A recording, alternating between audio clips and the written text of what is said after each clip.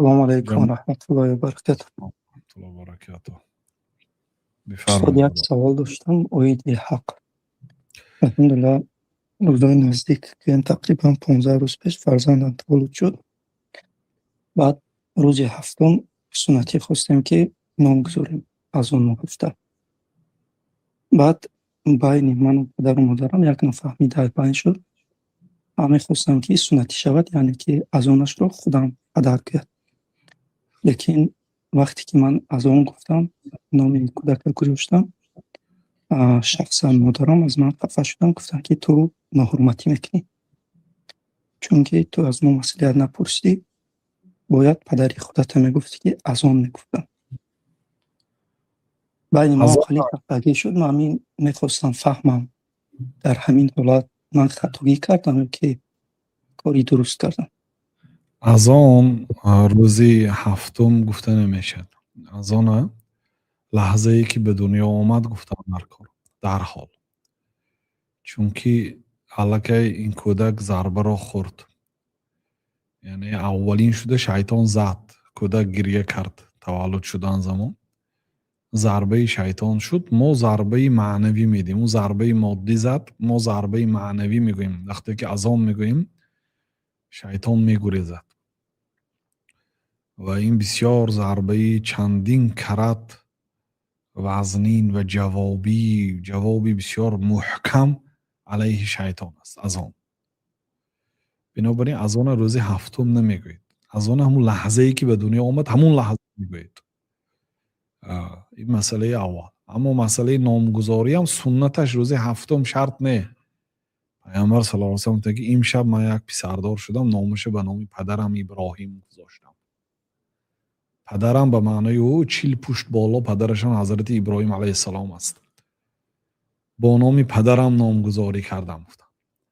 یعنی در لغت عرب پدر گفته گاه عمک، بابا کلان، او هفتم، یا که خود حضرت آدم هم پدری ما و ما فرزندان حضرت آدم علیه السلام هستیم گفته میشه. شاهد چی؟ شاهد پیامبر صلی الله علیه و سلم که این شب من فرزنددار شدم، نامش ابراهیم ماندم. هفتم روز منتظر نشدم.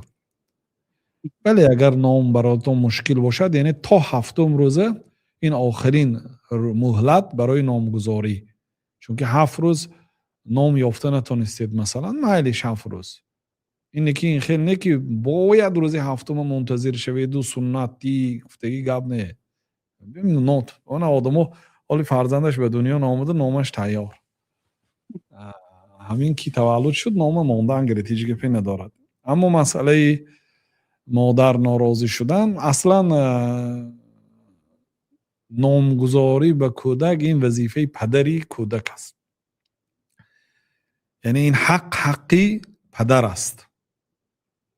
باید به برادرای خواهرها، یعنی این چیز شما من فرزند خودتون رو نامگذاری کردید، خطا هست، نادرست است، خلاف شریعت است، ماندید. اگه ماند اینا هم مانند، بله وقت خلاف شریعت نامگذاری کند، نهی منکر کنید، بچه این نامی ماندگیت خطا هست گوید. بله علم ندارید، پدر و مادرتان دیندار و علمدار هستند، مصلحت پرسید. صحابه ها هم اومده از پیامبر صلی الله علیه و سلم میگفتن که یا رسول الله من فرزنددار شدم، نامش شما مانید، یا چی نام مانم، یا من این نامو اختیار کرده هستم، آیا درست است یا نه؟ گفته میپرسین. علم نداشته باشید پرسید، علم داشته باشید، آدمی علمدار باشید، ماندن گیرید. اگر دانید که این پدر و مادرتون خفه میشد، یعنی بس بعضی پدر و مادرها هم خیل، یعنی باید و های اگر به اجازتش یگان کار کنید خفه میشد، غمگین میشد، قهری میشد. در این حالت یعنی آداب و اخلاق رعایت کرده خیلی بار پرسید که من نامش شما میمونید، پرسید شاید همون نامی که شما ماندنی هستید همون ماندنی هم مثلا، یا اگر یک نام خلاف شریعت باشد، بله در این حالت قبول نیست، موافق شریعت باشد، از آن شما از نام شما دیده نام اون کس انتخاب کرده که بهتر باشد، خب به هر حال به مشورت غمگین نکنید اونها کن.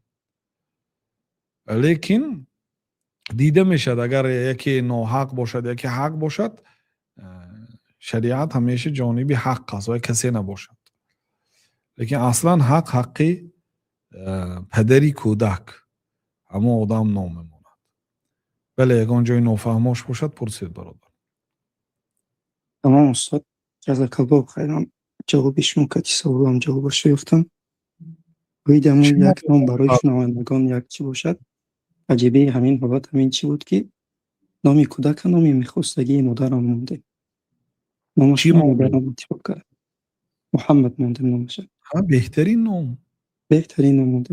фақат хафагӣ дар ҳамин кор шуд, ки аз онаша ман гуфтам падарам Не, аз она кӣ мегӯяд дига? Аз она ҳар кӣ гӯяд шудан мегирад. Аз она фақат барвақт гуфтан дар кор. Бале. Аз он ташаккур гуфтанам кунам. суннат аст. саломат бош.